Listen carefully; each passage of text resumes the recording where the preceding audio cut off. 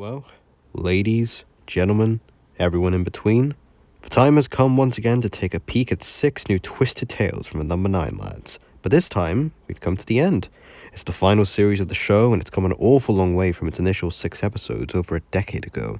As always, I'm both excited and afraid for what's going to happen. At the very least, we can take this little journey together as we once more step inside Number 9.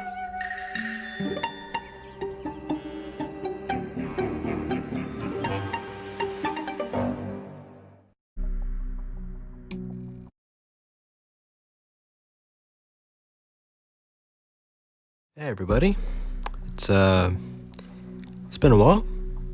Yeah, sorry, I couldn't really think of a good opener providing this. But while I'm on the subject of openings, as I'm sure most of you already know, first impressions to a new series of anything are absolutely vital.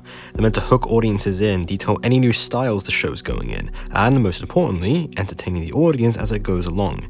Inside Number 9, of course, is no exception to this rule, and throughout the years, its openings have been special cases, as due to the nature of the show as an anthology, really any episode could be an opener just as much as a closer to anyone. Well, today, we get to view the final opener to the final series as we hop aboard the tube and take a gander at Boo to a Goose. In this episode, we are given a first-class seat into an ordinary train carriage where 9 passengers from all walks of life hop on. But after a station closes and the train suddenly stops, the strangers are all forced to communicate with one another, and after someone's purse goes missing, it's up to them to single out who and what they should leave be.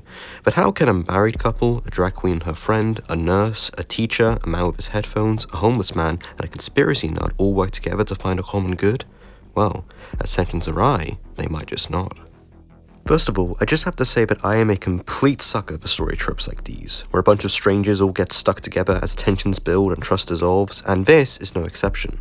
I feel like the idea of a Number 9 set around a train, whether it be a carriage or platform, has been a fairly wanted idea by fans for a while, and Stephen Reeves have not only managed to accomplish a story set there, but have a whole cast of intriguing and developed characters, each with their own little quirks and personalities. And considering how the episode is only 30 minutes and there's 9 of them in total, it's really surprising that every single one of them feels so unique and well developed. Speaking of characters, let's go over them. Sherry and Edith, played by Reese Shearsmith and Siobhan Finneman respectively, do present a sort of middle ground between all the other characters, not doing most to stand out at first while the episode slowly tinkers away at aspects of their relationships and overall personality. The pair work exceptionally well together as one unit and are a strange anchor to the cast itself, which you wouldn't particularly think at first with their brown coats and synchronized apple eating. Moving along, we also have Elena, a kind-hearted night nurse played by Philippa Dunn, who is unfortunately the victim of a purse snatching. She's the one the audience is meant to root for and the obvious moral anchor to the story, as no matter what happens, she always tries to do what's best. Moving on to the other pair of the episode, we have Wilma Dickshow, the return of the classic Steve Pemberton in drag performance, and he does an exceptional job having it up with Wilma, with her catty remarks and overall playful persona. Can I have my newspaper back, please? Oh yes. I got frock, unsurprisingly, and fork. I wanted cock. But there's only one C.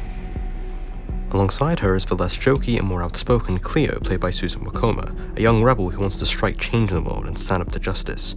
In the carriage as well is Raymond, an older man who strives for justice as well, but believes that the law is king and unescapable. He's also played by Mark Bonner, who some of you may recognize as one of the antagonists from Pemberton and Shearsmith's previous project, Psychoville. We also have Harold, played by Matthew Kelly, an otherwise kind and cheery old man who has a habit of breaking into song and unintentionally spooking everyone else. And then there's the 2 suspicious individuals on the train. The first is Mossy, a homeless man trying to survive as he begs for just simple kindness, although rarely gets it on his travels, played exceptionally by Charlie Cooper. And then there's Joel Fry's character, a twitchy conspiracy nut who's always going on about the government tracking people and is strangely protective over his bag. The 2 of them are immediately given the blame when the purse goes missing, and it's quite interesting to see just how quickly things get out of hand, especially since out of everybody in the carriage, Raymond immediately suspects the thief to be the one begging for change, even if Elena was the only person kind enough to even hand money to Mossy in the first place.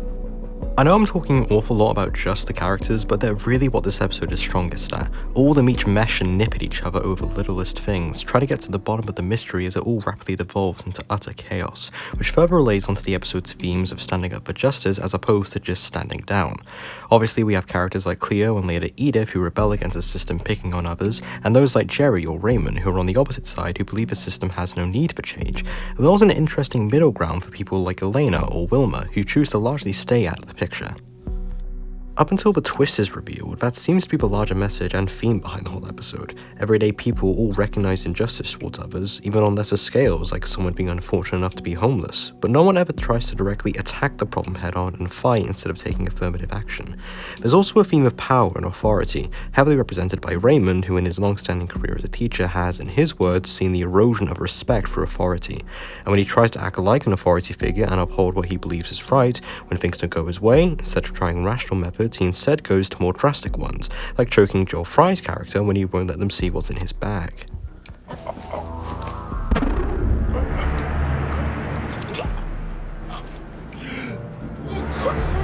Someone stop him! And that theme of authority is carried on in the episode's twist, but not in the way you'd likely first think of. As the train suddenly gets going and a vote's been split between whether they should look inside Joel Fry's bag, the audience is suddenly smacked in the face because boom! Dystopia.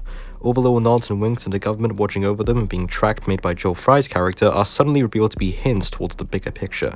Those who thought Joel Fry's bag didn't need searching, i.e. the ones who challenge the status quo due to their beliefs, actions, or past experiences, are secretly killed off, replaced by doppelgangers who remain quiet and only letting you hear what you want to hear. Edith, Yes? when we get home, shall we book to see Salad Days? Yes. I think we should. As for the others, well, Jerry and Harold were secretly doppelgangers as well, and Joel Fry's character was secretly one of the people running this little test, wanting to keep everything hush-hush, even his own name.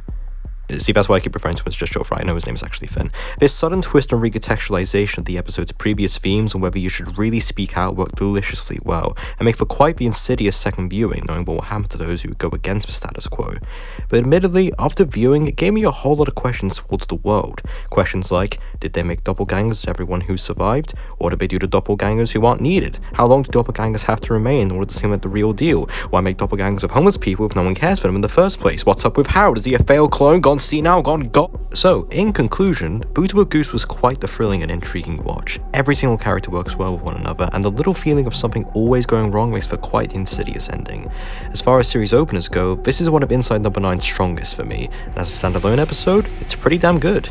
Just don't watch it while you're on the train, especially if it breaks down and someone's guarding a bag with their life.